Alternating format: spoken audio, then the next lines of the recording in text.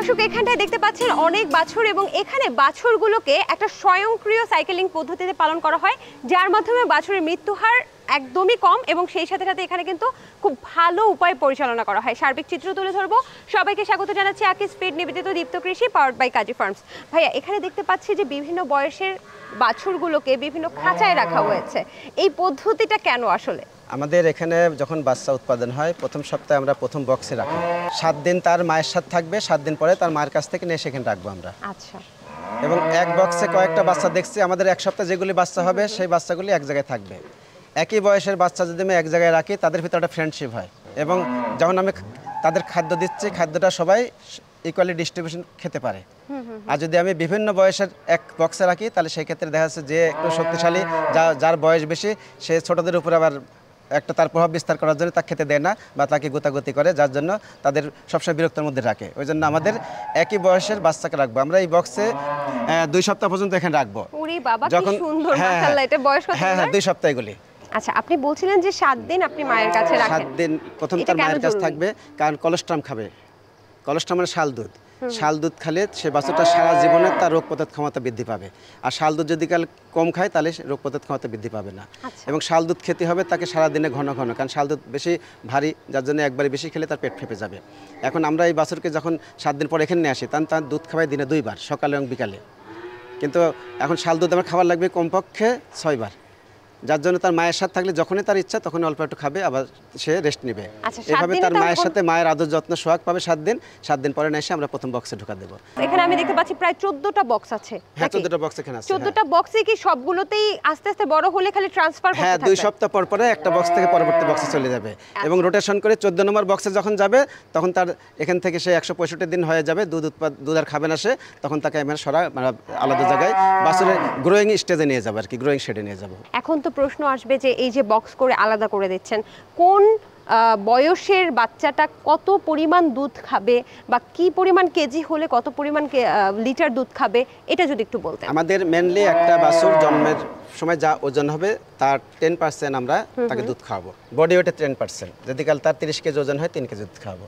আচ্ছা। তারপর সেই বাছুরটা দুধ খাবে বাড়বে, দুধ খাবে বাড়বে। তারপরে দেখা যাচ্ছে আমাদের 30 দিন পরে তার দুধ উৎপাদন গরুরও বাড়বে, পাশাপাশি তার বাছুরের চাহিদা বাড়বে, ওজন বেড়ে যাবে। তখন আমরা এখানে সর্বোচ্চ 5 কেজি পর্যন্ত আমরা দুধ খাওয়াই। তারপরে দ্রুত গ্রোথের জন্য আমরা ধরা যায় আমরা 5 কেজি করে তাকে খাওয়াবো। আবার যখন 90 দিন হবে তখন আবার আস্তে আস্তে দুধ খাওয়ানো কমা দেবো। কারণ এর মধ্যে আমরা করি কি, আমরা 7 দিন পর থেকেই সামান্য কিছু দানা বাছুরের সামনে দিই, যেটা ভুট্টার ফাঁকি করে ছোট ছোট গুঁড়া করে দিই, কিছু সাথে সোয়াবিন বা খোল জাতীয় কিছু দিয়ে তাকে অভ্যস্ত করাই দানাদার খাদ্য খাওয়ানোর জন্য। তারপরে 21 দিন পরে তাকে আবার কিছু কচি ঘাস দিই। আচ্ছা আচ্ছা, এভাবে আমরা তাকে যত্ন করি। পাশাপাশি আমাদের 21 দিন বয়সে ডিওয়ার্মিং করি, কৃমি ওষুধ খাওয়া দিই। আপনি আমাকে একটু গরু ধরে বুঝিয়ে দিতেন, এটার বয়স কত? 4 সপ্তাহ। এটা 4 সপ্তাহ হয়ে গেছে, এটা এই পরের সপ্তাহে তো চলে যাবে। এখানে দেখতে পাচ্ছি তার থেকে একটু বড়, তার মানে আমি যদি ভুল না করে থাকি 6 সপ্তাহের বাছুর এখানে। এগুলোকে আপনারা কি খাওয়াচ্ছেন? এগুলো অলরেডি ঘাস কিছু হ্যাঁ, এটা 300 গ্রাম দিয়েছি দানা, আর অলরেডি তাকে ঘাস দিয়েছি। আমরা বলছিলাম যে একটু ভিতরে ঢুকে দেখাবো। আমরা যদিও জৈব নিরাপত্তা কিন্তু খুব ভালোভাবে মেইনটেইন করেছি। এখানে যে বাছুরগুলো দেখতেছেন এগুলো তো 8 সপ্তাহ বয়স। এগুলোকে কেমন দেখতেছেন? সুস্থ দেখতেছেন কি আপনি? না, এগুলো সবগুলো সুস্থ। এখন মেনলি বর্ষাকাল তো প্রচুর, এখন তো সিলেটে কন্টিনিউয়াস বৃষ্টি হয়, আর বর্ষাকালে তাদের তো কন্টিনিউয়াস বৃষ্টি হলে জীবাণু তো যতই আমরা হাইজেনিক মেনটেন করে চলছি, তারপরেও তারা রোদের আলো যদি কম পায়। খুবই চটপটে এবং হলিস্টাইন ফ্রিজিয়ান ক্রস সবগুলি ক্রস, নানান ধরনের কিন্তু আছে। আমাদের বিভিন্ন ব্লাড লাইন আছে এখানে। দেখা যায় কোনটা আছে এটা ব্লাড লেভেল একটু বেশি চলে আসছে, কারণ দেখা যাচ্ছে যে এটা প্রায় সমান, তাই না? এটা 75% এর উপরে চলে আসছে, এটা 75% চলে আসছে, তাই না? কোনটা হয়তো 62.5% আছে, কারণ আমাদের এগুলো রেকর্ড আছে সবকিছু আবার। এবং বাছুরের জন্য পর্যাপ্ত যে আলো বাতাস সেটাও কিন্তু প্রয়োজন। যেমন রোদটা কেন প্রয়োজন ভাই? ভিটামিন ডি সিনথেসিস যদি না হয় তাহলে তার হাড় বৃদ্ধি হবে না, হাড় বৃদ্ধি না হলে তার গ্রোথ বৃদ্ধি হবে না। আচ্ছা আচ্ছা ভাই, যখন রোদ লাগবে শরীরে তখন ভিটামিন ডি পাবে পর্যাপ্ত। বুঝতে পারছি ভাই। এই যে এই গরুটা একটু রোগা পাতলা দেখা যাচ্ছে, হ্যাঁ, কিন্তু অনেকে ভাবে, চলেন আমরা বের হয়ে কথা বলি, অনেকে ভাবে যে একটু হাড্ডি দেখা যায় মানে কি হাড্ডি সার, কিন্তু এটা যে আসলে বাড়ন্ত বয়সের সাইন না। তাছাড়াও ওই যে আমাদের যদি কালে এখানে লুজ থাকে চামড়া, তাহলে তার ভিতরে মাংস ঢুকবে, দ্রুত গ্রোথ হবে। আর যদি একবার টাইট হয়ে যায় তার গ্রোথ আস্তে আস্তে হবে। তাছাড়াও একটা ফ্যাক্টর আছে, সকালে সে ভোরে দুধ খেয়েছে, এখন তো সে দানা খাবে, এখন দানা কিন্তু এখনো খাই নাই, খাইলে আর পেটটা একটু উঠবে, দানা খাবে, পানি খাবে, ঘাস খাবে, সেগুলো আমরা যখন ভিডিও করছি এই মুহূর্তে কিন্তু আমাদের এখনো ঘাস খাওয়ানো হয় নাই। ঘাস খাইলে তাদের পেটটা একটু উঠবে, তখন ওই হাড্ডিটা দেখা যাবে না। বুঝতে পেরেছি, চলেন আমরা আগাই। এটাই আসলে মেসেজ দিতে চাচ্ছিলাম দর্শক, যে অনেকে বলেন না যে আমার হাড্ডিসার গরু মানে ছোট বাছুর মানে হাড্ডিসার, আচ্ছা এইটার মনে হয় কোনো অসুখ হয়েছে, আসলে যে এটাই বাড়ন্ত বয়সের সাইন, এটা কিন্তু বুঝতে ভুল হয় অনেকে। চঞ্চলতা দেখতে হবে সুস্থ, চঞ্চলতা কিনা, চঞ্চল কিনা, আমার প্রত্যেকটা বাছুর কিন্তু চঞ্চল একদমই একদম, এবং তার মাজল ভিজা আছে কিনা, আচ্ছা তার ঠোঁট যেটা ভিজা আছে এটা থাকলে বুঝতে হবে যে সে ওই যে বাছুরটা দেখা যাচ্ছে যে নাক দিয়ে চাটছে, তার মানে সে একবার 100% তার একবারে বডি একবারে ঠিকঠাক আছে। ফিট। এই যে এখানে যেটা দেখলাম যে ওখান থেকে তাহলে ওটা যদি 8 সপ্তাহ হয়, এটা 9-10 সপ্তাহ, 10 সপ্তাহ, এর খাবারের পরিকল্পনাটা কি আছে, মানে কি করেন আপনারা? এখন 10 সপ্তাহ হয়ে গেলে এখানে আমাদের খাদ্য বেড়ে যাবে, 600 গ্রাম করে চলে যাবে, 600 প্লাস আমাদের কচি ঘাস দেব, আর 5 লিটার করেই দুধ খাবে। হ্যাঁ, এখন আমাদের 90 দিন হয়ে গেলে পরে দুধ খাওয়া বন্ধ হয়ে যাবে। তখন কি কি খাওয়াচ্ছেন, তখন খাবারটা কি থাকতেছে? তখন দানাদার খাদ্য থাকে আর ঘাস থাকে। আর দানাদার খাদ্যের মধ্যে আমাদের এখানে বিভিন্ন উপকরণ ব্যবহার করি, আমরা ভুট্টা ভাঙা ব্যবহার করি, আমরা সয়াবিন খোল ব্যবহার করি, ডালের ভুসি ব্যবহার করি, আমরা ওয়েল্ড রাইস ব্র্যান্ড ব্যবহার করি, ডিওআরবি যেটা বলে, আমরা এর সাথে ক্যালসিয়াম সাপ্লিমেন্ট হিসাবে ডিসিপি ডাই ক্যালসিয়াম ফসফেট দিই, লাইমস্টোন পাউডার দিই, আমরা খাবার লবণ দিই, পাশাপাশি রক সল্ট দিই, তারপরে আমরা এনার্জি অ্যাভেলেবল করার সময় মোলাসেস ব্যবহার করি, এইগুলি আমরা খাদ্য দিয়ে মিক্সার করি আর কি। আচ্ছা, তাহলে এইভাবেই আসলে তাদেরকে অভ্যস্ত করে ফেলছেন আস্তে আস্তে ঘাস এবং দানাদার খাদ্য। এই বিষয়টা তো খুবই ভালো লাগলো, কিভাবে আসলে বাছুর পালন করা হয় তার সার্বিক চিত্রটা কিন্তু আমরা তুলে ধরতে পারলাম আজকে, আমার খুব ভালো লাগছে বিষয়টা। আর একটা জিনিস, রোগ প্রতিরোধের জন্য কথাটা বলিনি আমি, আমার যে বাছুর এখানে লালন পালন করতেছি, আমার নিয়মিত আমরা তাদেরকে ডিওয়ার্মিং করি। প্রথমে আমরা 21 দিন বয়সে প্রথমে আমরা কৃমি ওষুধ দিয়ে থাকি, তারপর 2 মাস পর আমরা কৃমি ওষুধ দিয়ে থাকি। বাহ, চমৎকার ভাইয়া, এই সেটটা তো দেখলাম। পাশাপাশি ভ্যাকসিন, আচ্ছা, আমাদের খামারে 5 ধরনের ভ্যাকসিন নিয়মিত দেওয়া হয়। আমরা তড়কা রোগের ভ্যাকসিন দিই, বাদলা রোগের ভ্যাকসিন দিই, গলাফলা রোগের ভ্যাকসিন দিই, তারপরে আমাদের খুরা রোগের ভ্যাকসিন দিই, আর লাম্পি স্কিন ডিজিজ নতুন একটা বাংলাদেশে আসছে, এলএসডি যেটা বলে, সেই ভ্যাকসিন দিই। চমৎকার, তার মানে সার্কেল পদ্ধতিতে এই বাছুরগুলো পালন করা হয়, ওখান থেকে একেবারে জন্মের পরে শুরু, জন্মের 7 দিন পরে শুরু, তারপরে সার্কেল পদ্ধতিতে 165 দিনে ওখান থেকে আপনারা বাড়ন্ত শেডে নিয়ে যান।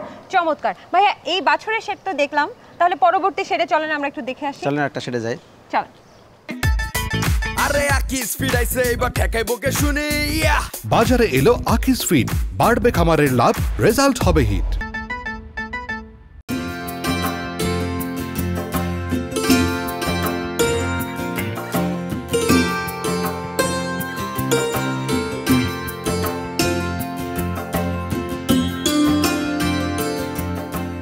বাহ, এটা তো বেশ খোলামেলা একটা শেড এবং অনেকগুলো গাভী আছে।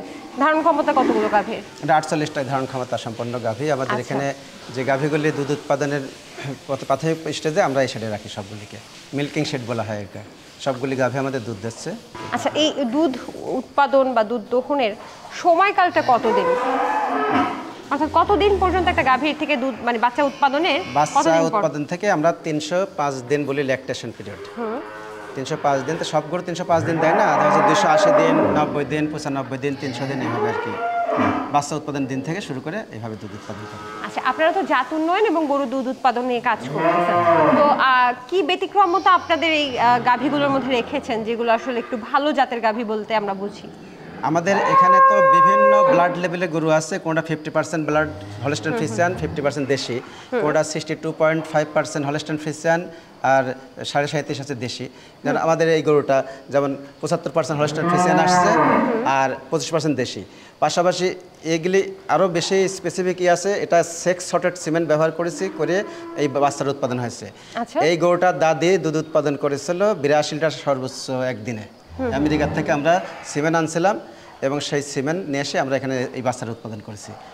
এখন যার জন্য আমাদের এখানে যেসব গরু আছে সেগুলোর ভিতরে জেনেটিক্যাল পটেনশিয়ালিটি বেশি আছে। এর যে সন্তান হবে যদি সেটা 60 বছর হয়, সেটা আমরা যখন শহরে পাঠা দেবো, সেখান থেকে আমরা ব্রিডিং বুল তৈরি করে সিমেন্ট নেব, সেই সিমেন্টটা ফিল্ডে দিলে যেহেতু জেনেটিক মেরিট তার ভিতরে প্রবেশ করা দিলাম ওই সারের ভিতরে, সে যায় ফিল্ডে খামারিদের দুধ উৎপাদন অনেক বাড়া দিবে। আচ্ছা, তাহলে এখান থেকেও আপনারা সার উৎপাদন করে বা সার তৈরি করে তারপর সেখান থেকে সিমেন্ট সংগ্রহ করেন? মেন কাজ হচ্ছে আমাদের ব্রিডিং বুল, অর্থাৎ প্রজননের সার তৈরি করা, সেই সারটা সাভারে পাঠানো। আচ্ছা। আমরা সিমেন্ট এখানে তৈরি করি না, সিমেন্ট তৈরি সংগ্রহ করা হয় সাভার থেকে, আমাদের সেন্ট্রাল ল্যাব যেটা কৃত্রিম প্রজনন ল্যাব সাভার, সেখানে আমরা এখান থেকে বোলগুলি তৈরি করে পাঠা দিই সেখানে। আচ্ছা, যদি এই যে সামনে চলে আসে, ধরেন এই গরুটা অনেক বেশি মাত্রায় দুধ দেয়, তাহলে এখান থেকে যে সারটা হবে সেটার মধ্যেও কি ওই পার্সেন্টেজটা থাকবে? ওই পার্সেন্টেজ তো অবশ্যই থাকবে, এবং সেই সারটা যখন ফিল্ডে আমরা বীজ দেবো, ফিল্ডে আমার একজন কৃষকের যদি দেশি গরুকে বীজ দিই, তার ভিতর থেকে উৎপাদন বাড়বে। আবার যদি কালে ক্রসের গরু যদি 10 লিটার দেয়, আমার এই গাভীর যদি 60 বছর দিচ্ছে, সেই 60টা যদি বীজ আমার দিই, তাহলে দেখা যাচ্ছে তার 15 লিটার 20 লিটার 25 লিটার দুধ উৎপাদন হয়ে যাবে। আমাদের বাংলাদেশে যে এই যে সিমেন্ট উৎপাদন হচ্ছে, তারপরেও আমাদের খামারিরা কেন বাংলাদেশি সিমেন্টের উপর নির্ভরশীল হতে পারছে না? না, আমাদের বাংলাদেশের সরকারি এবং বেসরকারিভাবে সিমেন্ট দিয়েই কিন্তু গরু প্রজনন হচ্ছে। বিদেশ থেকে আমরা জাস্ট সিমেন্ট যেটা আনি, শুধু আমাদের ফার্স্ট জেনারেশন ভালো করার জন্য আমরা বিশুদ্ধ জাতের হলস্টাইন ফ্রিজিয়ান সিমেন্ট আনি। তাছাড়া কিন্তু আমরা আর বিদেশ থেকে কিন্তু ফিল্ড ডেলিভারির জন্য কোনো সিমেন্ট আনি না। সমস্ত সিমেন্টই কিন্তু বাংলাদেশে উৎপাদিত ষাঁড়ের সিমেন্ট আমরা ব্যবহার করতেছি। আচ্ছা, আর এগুলোর পার্সেন্টেজ রেট কি ভালো পাচ্ছে বাংলাদেশে উৎপাদিত? এখন আমাদের চিন্তা করতে হবে যে কত পার্সেন্ট ব্লাড লেভেল মেনটেন করব। আমাদের দেশে যেহেতু হিউমিডিটি বেশি, টেম্পারেচার বেশি, অতএব আমরা 100% ব্লাড লেভেল মেনটেন করি না, এবং সেটা বাংলাদেশের আবহাওয়াতে অ্যাডজাস্ট করে করা হয়। শীত প্রধান দেশের গরু, বাংলাদেশের গরমের দেশের গরু, তাহলে দুটোর সাথে মিক্সার করে সেই বাছুরটা হবে, সেটা যাতে বাংলাদেশের আবহাওয়াতে সে অ্যাডজাস্ট হয়, সাস্টেন করতে পারে, সেইভাবে তৈরি করে তাকে আমরা ফিল্ডে দিই। শুধু কি অ্যাডজাস্ট, নাকি দুধ উৎপাদন, মাংস উৎপাদন সেটাও তো? মাংস উৎপাদন দেখবো, দুধ উৎপাদন দেখবো, আবার অ্যাডজাস্টটা দেখবো টেম্পারেচার হিউমিডিটির সাথে, এই দেশের আবহাওয়ার সাথে। যে খুব ভালো দুধ উৎপাদন ক্যাপাসিটি আছে, ভালো মাংস উৎপাদন ক্যাপাসিটি আছে, কিন্তু তার বাচ্চা বাংলাদেশে ফিল্ডে যা টিকবে না, কারণ সে এই দেশের আবহাওয়াতে সাস্টেন করতে পারবে না, তার অ্যাডজাস্ট হয় নাই, তাহলে সেটাও আমাদের ভালো হলেই হবে না, কারণ তার বাচ্চা তো সে ফিল্ডে যায় টিকবে না। একদমই। যার জন্য আমরা সব কিছু আর কি বিবেচনা করি, গবেষণা করি সব দিক দিয়ে আর কি, তার বংশ পরিচয় গবেষণা করি, এবং সেই এই দেশের আবহাওয়ার সাথে কতটুকু খাপ খাইলো সেই শঙ্কর জাতের বাছুরটা, সেটা আমরা বিবেচনা করি, তারপর ফিল্ডে দিই। বাহ, চমৎকার। আচ্ছা, এই যে বাংলাদেশি সিমেন্ট উৎপাদিত হচ্ছে ল্যাবে, তারপরও অনেক খামারিকে শুনি যে বাংলাদেশি সিমেন্টের প্রতি ভরসা ওরকমভাবে রাখতে পারছে না, এটা কি কতটুকু সত্য? না, বাংলাদেশে সরকারি এবং বেসরকারিভাবে যারাই কৃত্রিম প্রজনন করে, সবাই দেশে উৎপাদিত ষাঁড়ের সিমেন্ট দিয়ে প্রজনন করে কিন্তু। কারণ আমরাই হচ্ছে পায়োনিয়ার সরকারিভাবে, যে সরকারি খামার থেকে প্রথমে আমরা জাত উন্নয়ন করে ফিল্ডে দিচ্ছি, ওখান থেকে আবার ফিল্ড থেকেও জাত উন্নয়ন হয়ে যে ষাঁড় তৈরি হয়েছে, বিভিন্ন বেসরকারি প্রতিষ্ঠান সেই ষাঁড়গুলি লালন পালন করে সেখান থেকে সিমেন্ট নিয়েও কিন্তু করতেছে। বিদেশে কেউ সিমেন্ট দেয় না, তবে হ্যাঁ, আমাদের কৃষকদের একটা চাহিদা আছে যে সরাসরি বিদেশে সিমেন্ট আনার জন্য। ইম্পোর্ট করে নিয়ে আসলে বিদেশে সরাসরি সিমেন্ট ফিল্ড লেভেলে টিকবে না, কারণ হলস্টাইন ফ্রিজিয়ান শীত প্রধান দেশের গরু এই দেশে টিকবে না, এই দেশে আগে তাকে ক্রস করে অ্যাডজাস্ট করতেই হবে। আচ্ছা, যার জন্য আমিও মেসেজ দিতে চাই যে কৃষকদেরকে কেউ যেন সরাসরি বিদেশে সিমেন্ট না চায়। বিদেশে সিমেন্ট চাইলে সেই বাছুরটা হবে, সেই বাছুরটা সে টিকাইতে পারবে না, তার উৎপাদন ক্ষমতা ভালো পাবে না, অতএব সে ক্ষতিগ্রস্ত হবে। খুবই গুরুত্বপূর্ণ একটা কথা দর্শক, আমরা আরো একটু বিস্তারিত গাভীকে ধরে বুঝিয়ে বলবো এটা, কারণ অনেকেই ভুলটা করে, মনে করে বিদেশ থেকে সিমেন্ট আমদানি করে তারপর সেটাকে হাই পার্সেন্টেজ বানিয়ে আমার গাভীটা খুব ভালো হলো, ভালো দুধ দিল, কিন্তু পরবর্তীতে লসের সম্মুখীন হয়। সেটা কেন, চলেন আমরা একটু গাভীগুলোকে দেখে তারপরে বুঝি। আরে আকিস ফিড আইছে, এবার ঠেকাই বকে শুনি। বাজারে এলো আকিস ফিড, বাড়বে খামারের লাভ, রেজাল্ট হবে হিট।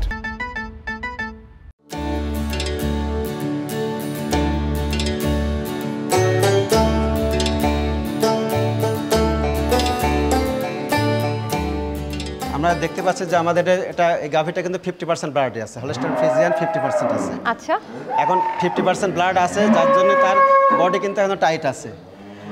আর একে আমি যদি বীজ দিতে চাই, 50% বীজ দিলে সবচেয়ে ভালো হবে, কারণ আমাদের 7 জেনারেশন মধ্যে 50% বীজ দিতে প্রদান করতে পারে, তাহলে আমাদের সাস্টেনেবল ব্রিড তৈরি হবে।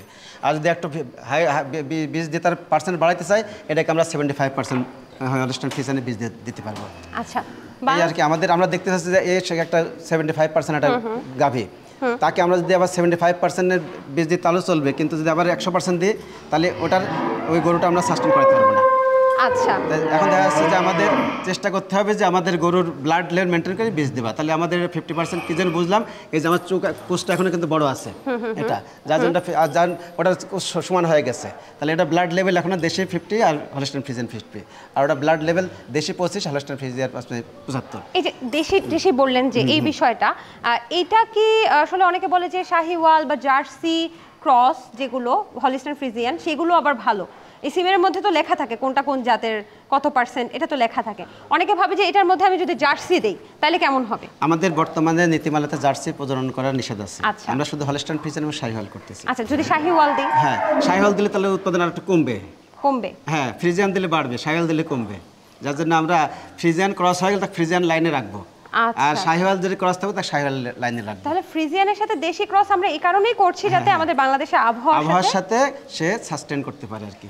সর্বোচ্চ কত পার্সেন্টেজের গরু আসলে আমরা আমাদের শেডে রাখা উচিত? বাংলাদেশের প্রেক্ষাপটে খামারি পর্যায়ে আমরা বলি 50%, আর যারা একটু মডার্ন খামার করতে চায় তারা 62.5%, আর যারা সবসময় ফ্যান দিয়ে রাখতে পারবে এবং কন্টিনিউয়াস শাওয়ারের ব্যবস্থা রাখতে পারবে, কারেন্টের ডিস্টার্ব করবে না, পর্যাপ্ত কাঁচা ঘাস খাওয়াতে পারে, তারা 75% পর্যন্ত ব্লাড লেভেল বাড়াতে পারবে। ভাইয়া, এখানে তো দেখতে পাচ্ছি খুব সুন্দর করে আপনারা হচ্ছে শেডটা তৈরি করেছেন এবং গরুগুলোকে বেশ চটপটে দেখতে পাচ্ছি, মাশাআল্লাহ। দেখতে পাচ্ছি যে খুব সুন্দর করে আপনারা খাবারের দানিটা একটু বাঁকা করেছেন। অনেকে অনেক ধরনের খাবারের দানি করে, এটার কি কোনো আমাদের এখানে খাদ্যের পাত্র আলাদা আছে, পানির পাত্র আলাদা আছে। দেখবেন পানির পাত্র সবসময় পানি দিয়ে রাখা লাগবে, কারণ পর্যাপ্ত সে যাতে পানি খেতে পারে। আর খাদ্যের পাত্র এখানে একটু বড় করে আছে, দুইটাকে একসাথে খাওয়াচ্ছি আমরা। আর মেনলি আমাদের মডার্ন যে টেকনোলজি, সেক্ষেত্রে খাদ্য কিন্তু চারিতে দেয় না, নিচে দেয়। কিন্তু আমাদের যেহেতু শেডগুলি পুরাতন অনেক, আমরা মডার্ন টেকনোলজির আংশিক এখানে ব্যবহার করতে পারছি, পুরোপুরি ব্যবহার করতে পারছি না। একবার ফ্লোর লেভেলে, কারণ ফ্লোর থেকে 3 ইঞ্চি উপরে খাদ্য দিতে হবে আর কি। আচ্ছা, তাহলে কি আমরা চারি তৈরি করব না, একেবারে ফ্লোর লেভেলে তাদেরকে খাবার যদি আমরা আধুনিক সেট করতে চাই সেক্ষেত্রে চারি আর করার দরকার নেই, পানির জন্য আলাদা করব, কিন্তু খাদ্যের জন্য আমরা চারি তৈরি করব। খাবারের অপচয় হবে যে অনেকে বলবে? না, অপচয় হবে না। আমরা যে মাঝে মাঝে আবার সেটা সরাসরি ঘরের সামনে দিয়ে দিতে হবে আর কি। বাহ, চমৎকার। দর্শক, অনেক ইনফরমেশন কিন্তু আজকে পেলাম। আরেকটা ইনফরমেশন আমাকে একটু দেন তো, গরু বা গাভীর ক্ষেত্রে বিশেষ করে যত পানি খাবে তত দুধ উৎপাদন করবে, এরকম একটা মিথ আছে। এখন এটা কি মিথ নাকি এটা সত্য? না না, এটাই সত্য। কারণ সে যদি কালে 1 লিটার দুধ তৈরি করতে চায়, তাহলে কমপক্ষে তার 5 থেকে 10 লিটার পানি তো খাওয়া লাগবে, এবং শীতকালে কম খাবে, গরমকালে বেশি খাবে। সে যদি 20 লিটার দুধ তৈরি করতে চায় তাহলে তার 200 লিটার পানি খাওয়া লাগবে গরমকালে। আচ্ছা, কারণ তার বডিতে ব্লাড সার্কুলেশন ঠিক মতো না হলে পারে দুধ তো তৈরি হবে না, কারণ হার্টের সাথে তো আর ওলানের ব্লাডের কানেকশন আছে, প্রচুর সার্কুলেশন দরকার। অতএব পানি যদি কম খায়, হ্যাঁ, পানি সবসময় সার্বক্ষণিক তার চয়েস মতো সে পানি খেতে পারবে, যখনই ধরো তখন খাবে। যার জন্য পানির পাত্র আমরা আলাদা রাখছি, সার্বক্ষণিক পানির পাত্রে পানি থাকবে। চমৎকার। এবং এখানে দেখতে পাচ্ছি প্রত্যেকটা গরুই মাশাআল্লাহ, যেটা হচ্ছে মূল কথা যে অনেক বেশি স্থূল না, যেটা হয় যে না, বেশি চর্বি যে হয়ে গেলে তার উৎপাদন কম হবে। তো দুধের গরু তো হাড় দেখা যেতে হবে আর কি, প্রত্যেকটার কিন্তু হাড় দেখা যাচ্ছে ভাই, দেখেন। আর এখন একটু বেশি দেখা যাচ্ছে এজন্য যে সে সকালে খাদ্য খেয়েছে, এখন তার পেটে কিন্তু খাদ্য নেই, আমরা কিছুক্ষণ পরে ঘাস দেব। ঘাস খাইলে আবার পেটটা যখন ভরে যাবে তখন একটু দেখা যাচ্ছে যে কিছু বেশি মনে হচ্ছে বেশি সেই স্বাস্থ্য ভাঙা, কিন্তু তখন সেই ঘাস খাওয়ার সঙ্গে সঙ্গে পেটটা যখন উঠবে তখন আবার ঢেকে যাবে হাড়টা। আচ্ছা, এখানে কতগুলো গাভী এই মুহূর্তে আছে? এখানে 48টা গাভী এখানে না, সব মিলিয়ে কতগুলো আছে এবং উৎপাদন ক্ষমতা প্রত্যেকটা গড়ে যদি আমি বলি কতখানি আছে আপনাদের? আমাদের বিভিন্ন বয়সের আছে তো গরু, কারণ একটা যদি কালে প্রথমে দুধ উৎপাদন বাড়ে, 90 দিন পর আবার দুধ উৎপাদন কমতে থাকে। অতএব এখন বিভিন্ন বয়সের বাছুর আছে, যার জন্য তার ল্যাকটিং স্টেজ বিভিন্ন হওয়াতে এখন এভারেজ দুধ উৎপাদন আমার এখন ধরেন যে 8 লিটার এখানে, তাই না? কোনটা হচ্ছে তো 15 লিটার আছে, 16 লিটার আছে, কোনটা 10 লিটার আছে, আবার কোনটা ড্রাইয়ের পাশাপাশি যাচ্ছে সেটা 4 লিটার 5 লিটার যেটা আছে। হাই প্রোডাকশনে আছে সেটার কত লিটার হতে পারে? আমাদের 18 লিটার পর্যন্ত এখানে হাইস্ট আছে। কোনো ভবিষ্যৎ পরিকল্পনা আছে আপনাদের? না, আমাদের পরিকল্পনা তো এটাই যে আমরা যত বেশি এখান থেকে ব্রিডিং বুল হাই জেনেটিক ম্যারিটি তৈরি করতে পারবো, তত দেশের কৃত্রিম প্রজননের জন্য আমরা সিমেন্ট সরবরাহ বাড়াইতে পারবো, দেশের উৎপাদন সাস্টেন হবে এবং দুধ উৎপাদন বাড়বে, মাংস বাড়বে, খামারি লাভবান হবে উৎপাদন বৃদ্ধির মাধ্যমে। আপনাকে অসংখ্য ধন্যবাদ ভাই, অনেক কিছু জানলাম, ভালো থাকবেন। আপনাকে অসংখ্য ধন্যবাদ, এবং দীপ্ত টিভি যারা দেখবেন আর কি, যে দর্শক, তাদেরকে আমি ধন্যবাদ জানাচ্ছি। কৃষি বিষয়ে যে কোনো তথ্য জানতে ও জানাতে লিখতে পারেন এই ঠিকানায়। দীপ্ত কৃষি, প্লট 7/A/গ, তেজগাঁও শিল্প এলাকা, ঢাকা 1208। আপনারা চাইলে ইমেল করতে পারেন krishi@dipto.tv এই ঠিকানায়, অথবা ফোন করতে পারেন 0178-768-2832 নম্বরে। শুক্রবার ছাড়া প্রতিদিন সকাল 9টা থেকে বিকেল 5টা পর্যন্ত। দর্শক, এই ছিল জেলা দুগ্ধ খামারের সার্বিক প্রতিবেদন। এখান থেকে কিন্তু বেশ গুরুত্বপূর্ণ কিছু বিষয় আমরা আজকে তুলে ধরার চেষ্টা করেছি। সেটা হচ্ছে অনেক খামারই মনে করেন যে হাই পার্সেন্টেজ অর্থাৎ হলিস্টাইন ফ্রিজিয়ান বা উন্নত জাতের হাই পার্সেন্টেজ দিলেই হচ্ছে ভালো গরু আমরা পাচ্ছি বা গাভী আমরা পাচ্ছি। সেটা কিন্তু আসলে ভুল ধারণা, সেটা তো আজকে বুঝেই গেলেন। সঠিক পার্সেন্টেজটাই কিন্তু প্রয়োজন। সেই সাথে সাথে যে বাছুরগুলো, সেগুলো তো আপনাদের খামারের সম্পদ। সেই বাছুরগুলোকে আধুনিক উপায়ে কিভাবে লালন পালন করতে হয় সেই বিষয়গুলো কিন্তু তুলে ধরার চেষ্টা করছি। দর্শক, আজকের মতো আমি সমৃদ্ধি বিদায় নিচ্ছি। আকিজ ফিড নিবেদিত দীপ্ত কৃষি, পাওয়ার্ড বাই কাজী ফার্মস।